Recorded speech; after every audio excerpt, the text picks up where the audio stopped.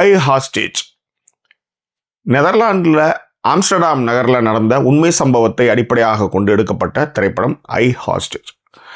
அதாவது 2022 ஒரு தீவிரவாதி என்ன பண்ணுறான், ஆப்பிள் ஸ்டோர், ஆம்ஸ்டர்டாமில் இருக்கக்கூடிய மிக முக்கியமான நகரத்தின் மையத்தில் இருக்கக்கூடிய ஒரு ஆப்பிள் ஸ்டோர் உள்ளார பூந்து பிணை கைதியாக பிடிச்சு வச்சுக்கிட்டு எனக்கு 200 மில்லியன் பிட்காயின் எனக்கு வேணும் அப்படின்னு சொல்லி கோரிக்கை வைக்கிறான். அதை தான் திரைப்படமாக ஐ ஹாஸ்டேஜ் அப்படின்னு எடுத்துக்கிறாங்க.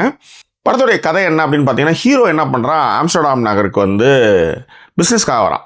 ஒய்ஃப்கிட்ட பேசிட்டே வரான். பேசிட்டு ட்ரெயினை விட்டு இறங்கும்போது பார்த்தீங்கன்னா அவன் ஏர்பேட்ஸ் மறந்துடுறான்.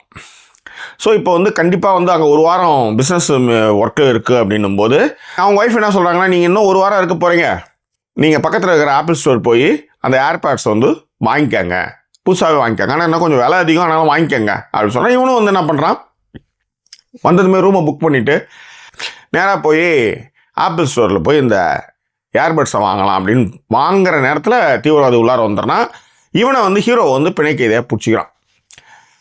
ஸோ இப்போ ஹீரோ பிணை கைதியாக பிடிச்சிக்கிட்டாங்க. ஆம்ஸ்டர்டாம் நகரம் பரபரப்பாகுது. போலீஸு அதுக்கப்புறம் கமாண்டோஸ் எல்லாரும் இறங்குறாங்க. அந்த மீட்டாங்களா இல்லையா அப்படின்னு தான் திரைப்படத்துடைய கதை.